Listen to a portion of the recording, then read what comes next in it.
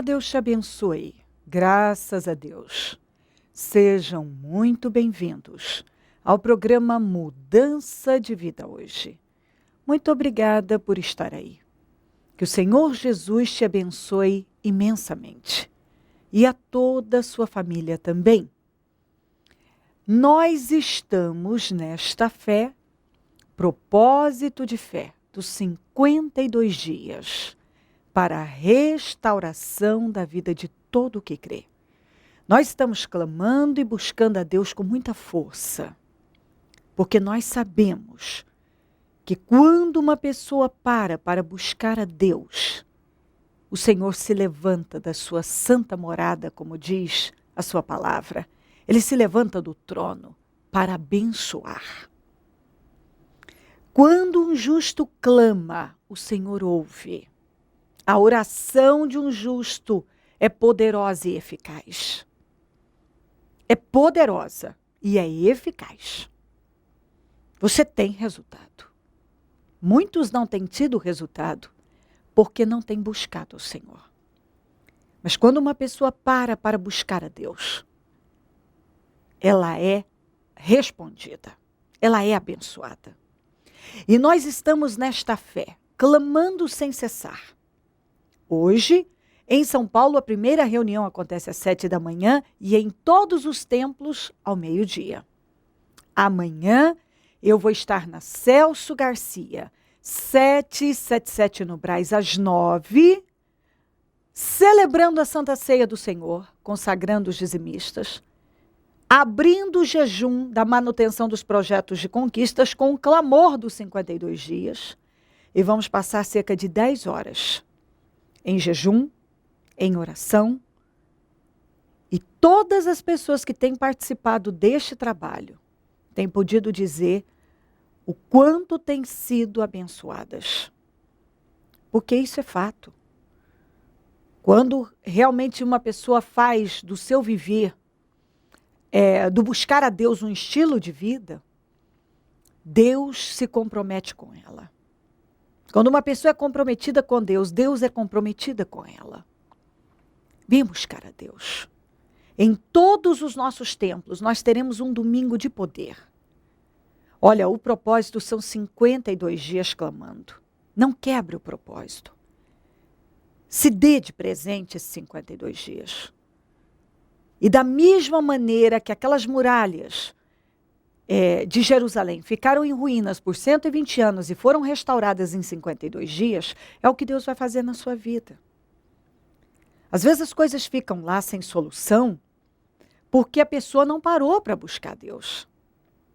E não é buscar por buscar, é buscar como nunca buscou.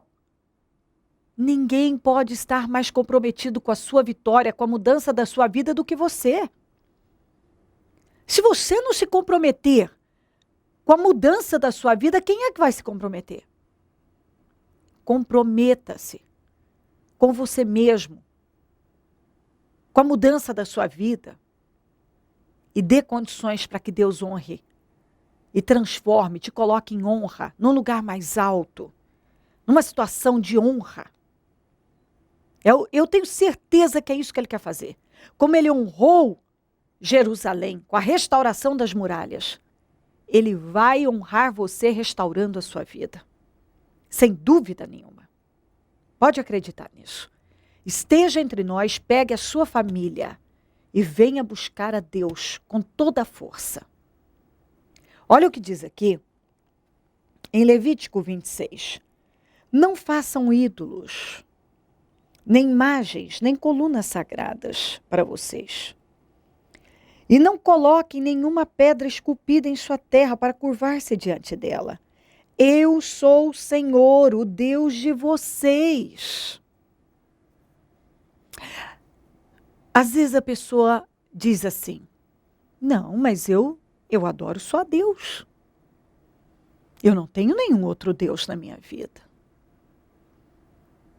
Às vezes ela não para buscar o entendimento que tudo que vem ocupando o primeiro lugar, que é de Deus, tudo que vem tomando a vida dela, o tempo dela e afastando ela de Deus, se torna um ídolo. Tem muitas pessoas que não estão prestando atenção nisso. Elas estão, como diz aqui, ó, estão com imagens, com ídolos, com colunas sagradas, com pedras esculpidas. Tudo isso aqui era considerado uma idolatria, porque eram coisas colocadas no lugar de Deus. E aquilo que você tem colocado, se você tem colocado algo à frente de Deus, com mais importância do que Deus, dando mais importância, se você tem dado mais importância a alguma coisa do que a Deus, isso tornou uma imagem, um ídolo, uma coluna, um poste sagrado, uma pedra esculpida. E talvez você não está se dando conta que você tem se curvado diante disso. Quando, ao invés de agradar a Deus, de fazer a vontade de Deus, você faz a sua vontade, cedendo para alguma coisa, isso é um ídolo. E a Bíblia está dizendo, tira isso da sua vida. Não faça isso. Se você tem ídolos, imagens, pedras esculpidas, postes sagrados, colunas sagradas, tira. Porque só o Senhor é Deus. E Ele espera que Ele seja a prioridade da sua vida. E talvez a pessoa fala tanto sobre o quanto ela quer viver o poder de Deus, o quanto ela quer experimentar o poder de Deus, mas ela ainda tem ídolos na vida dela. Talvez você ainda tenha ídolos na sua vida. Coisas que têm ocupado o lugar de Deus, que têm dominado a sua vida. Algumas vezes o Senhor falou isso para Israel. Tira os ídolos. Eu creio que Deus quer abençoar a sua vida. Mas talvez você ainda tenha ídolos na sua vida. Um sentimento ilícito, errado, pode ser um ídolo. A obsessão por alguma coisa. Algo que toma a sua vida e que te puxa. Que tem sido a sua que você tem dado prioridade. É um ídolo. Observe aí. Talvez você, apesar de dizer que é cristão, que ama a Deus, que busca a Deus, mas talvez não tenha dado prioridade a Deus. Talvez Deus não tenha sido a sua prioridade. Você não tem dado o primeiro lugar a Ele. Você não tem dado as primícias a Ele. Tem muitos cristãos que não buscam o Senhor em primeiro lugar. Muitas coisas ocupam o lugar que deveria ser de Deus. Muitas pessoas ainda procuram um tempo, um jeito, um meio para encaixar Deus na agenda. Se der. Se der, eu vou à reunião, eu vou ao culto, eu vou buscar.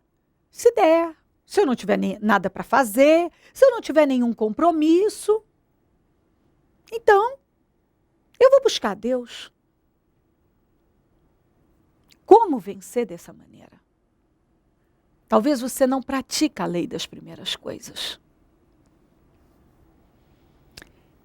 E o verdadeiro cristão pratica a lei das primeiras coisas. Em primeiro lugar vem Deus, o reino de Deus, a sua justiça. E então, tudo tem uma promessa, tudo será acrescentado na nossa vida. Mas se nós buscarmos o Senhor em primeiro lugar, o o seu reino em primeiro lugar, a sua justiça em primeiro lugar. Buscar a Deus, buscar o seu reino, buscar a sua justiça em primeiro lugar. E quando falamos dessa justiça, é praticar aquilo que a palavra nos ensina. Porque quando você não pratica, você não está percebendo que você está colocando ídolos na sua vida, imagens, pedras esculpidas, postes sagrados. Você sabia que quando a Bíblia fala dos postes sagrados, esses postes eram feitos na forma do órgão sexual masculino. E era adorado. Era adorado. Como um deus da fertilidade. Que conduzia à imoralidade. Então, quando você não consegue, porque não coloca a força, dizer não à sua carne, você tem um poste sagrado. Você está adorando um poste sagrado. Sabia disso? Quando você cede a sua carne e vai dando prioridade a tantas coisas e não a Deus, são ídolos que você está colocando na sua vida. E Deus não opera em reino dividido. Reino dividido não subsiste. Preste atenção nisso. Não, mente dividida não recebe nada do Senhor. Pensamento dobre. Cochear em dois pensamentos. Você tem que fazer uma escolha. A escolha de ficar com Deus em definitivo, em priorizar a Deus, em se entregar a Ele. Tira os ídolos da sua vida. Sentimentos, atitudes. Tudo que te puxa, que tem tirado você de perto de Deus, da presença de Deus, tem te impedido de agradar a Deus. Tira. Para que Ele possa te abençoar. Deus quer te abençoar. Eu tenho absoluta certeza que Deus está falando com você porque Ele quer abençoar a sua vida. Mas primeiro você tem que tirar esses ídolos, essas imagens, esses postes sagrados, essas pedras esculpidas. Você tem que tirar. Tira da sua vida. Se apegue a Deus, busque-o. Em primeiro lugar, dê as primícias a Ele. Faça do buscar a Deus, do servir a Deus um estilo de vida. Decida mudar o seu comportamento. Talvez você sacrifica para tantas coisas e não sacrifica para buscar a Deus. Talvez você tenha tanta disposição para sacrificar, para fazer tantas coisas que agradam a sua carne e não tem a mesma para buscar a Deus.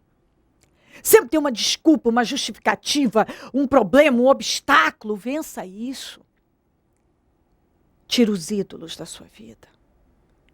Se o trabalho tem sido o seu ídolo, se alguém tem sido o seu ídolo, se alguma situação tem ocupado o espaço que é de Deus, tira. E se submeta a Deus.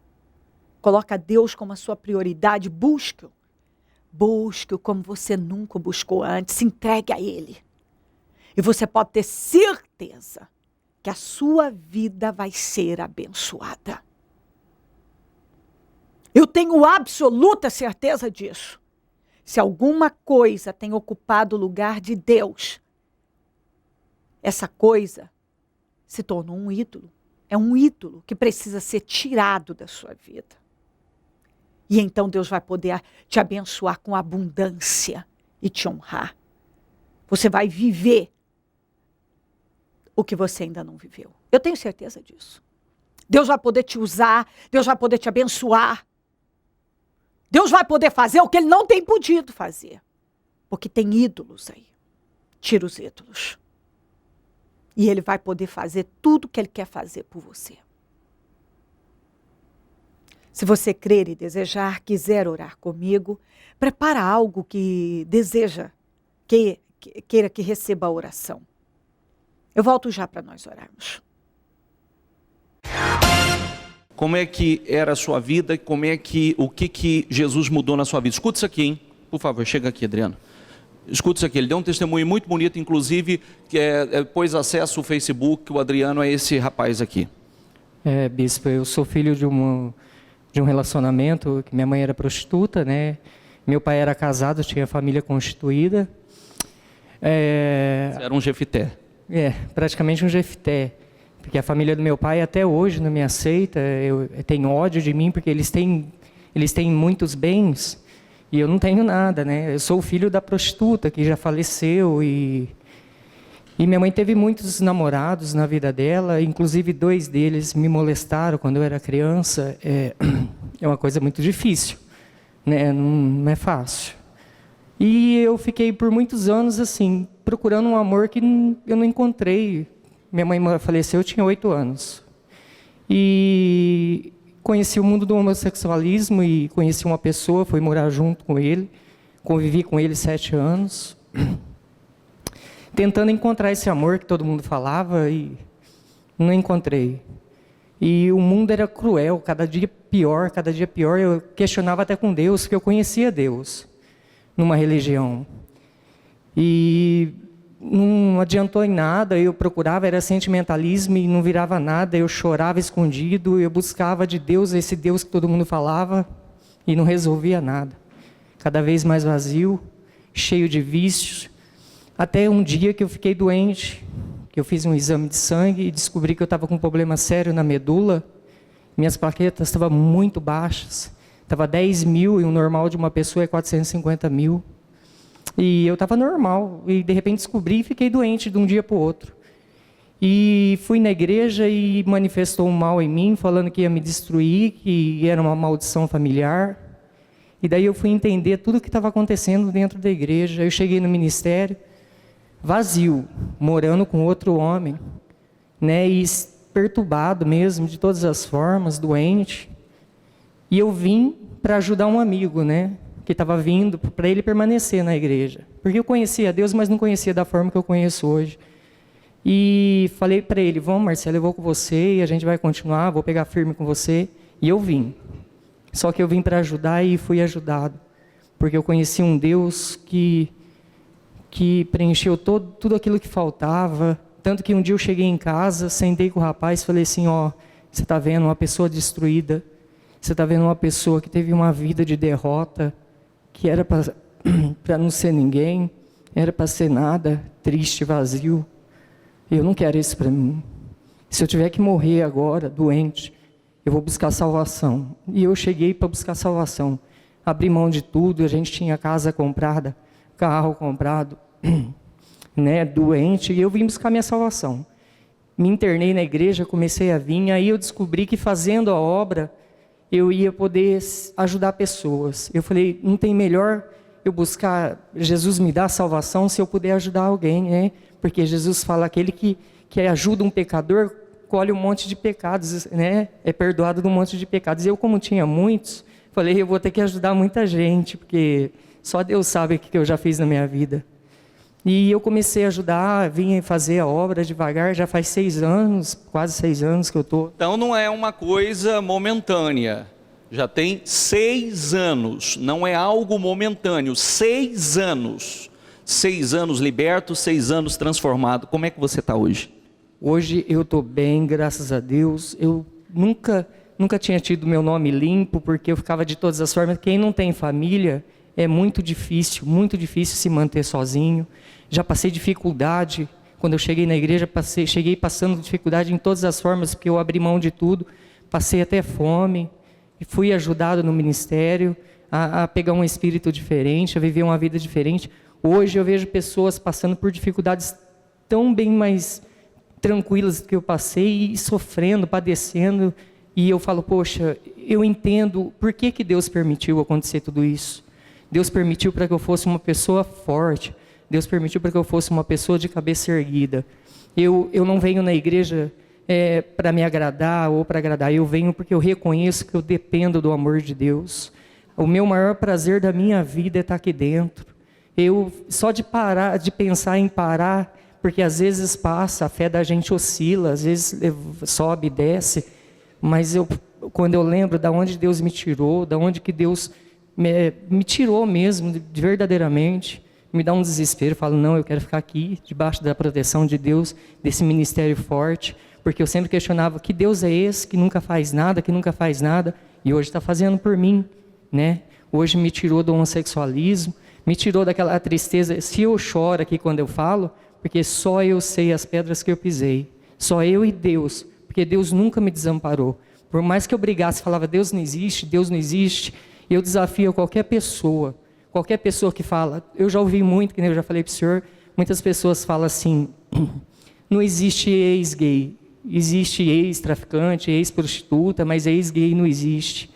Mas existe sim, ex-prática errada, e eu escolhi fazer o que é certo.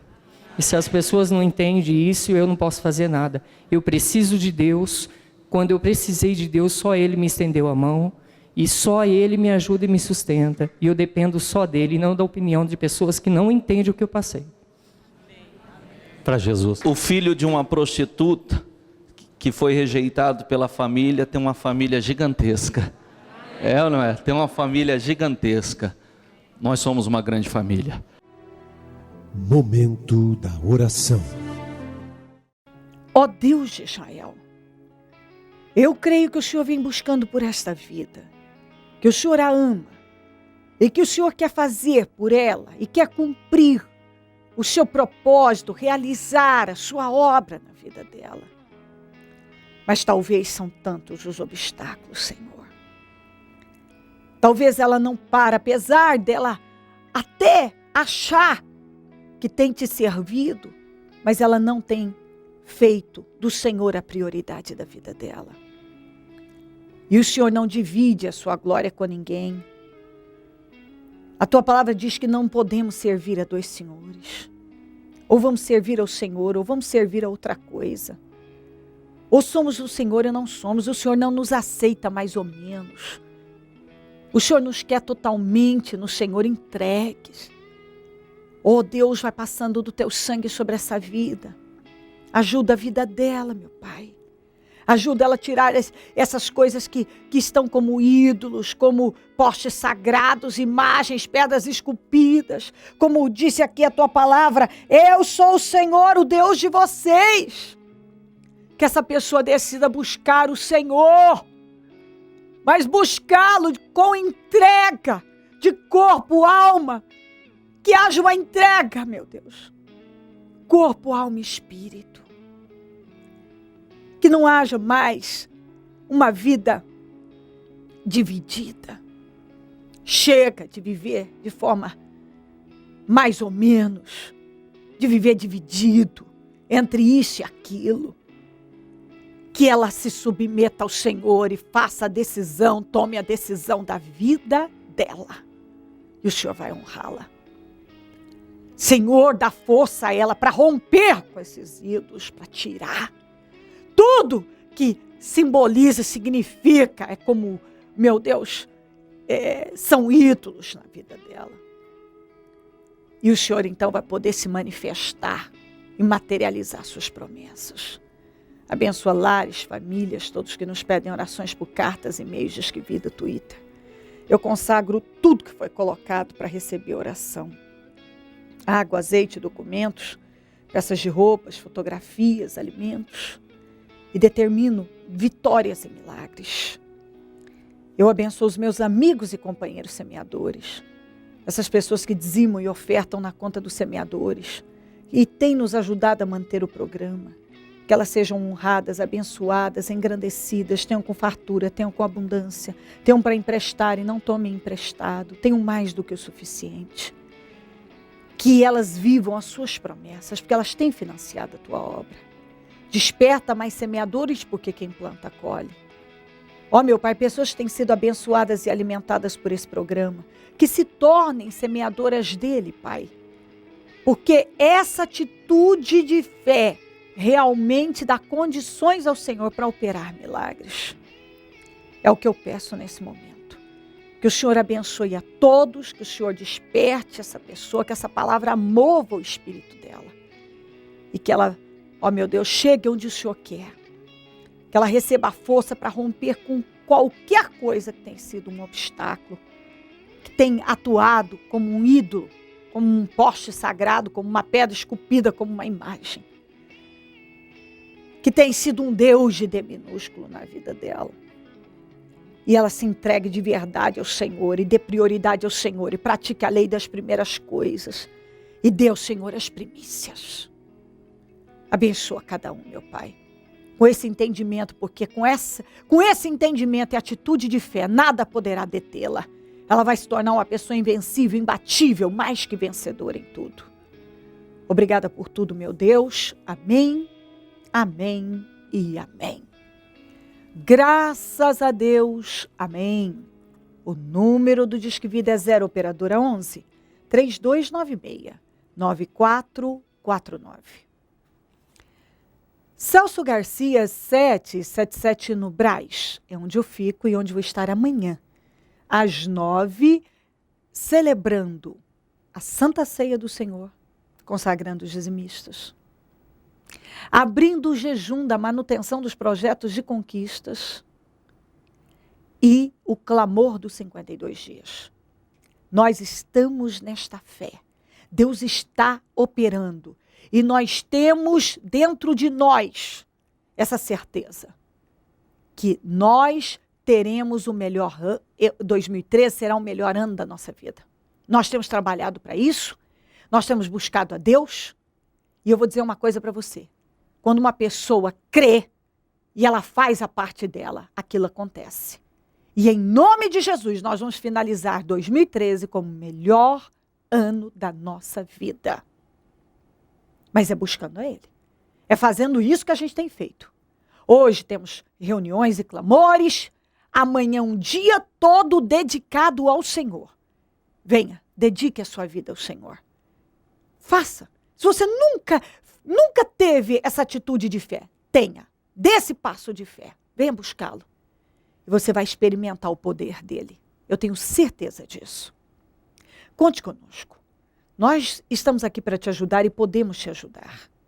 E se o Senhor Jesus não voltar, eu vou continuar aqui, falando de vida e mudança de vida.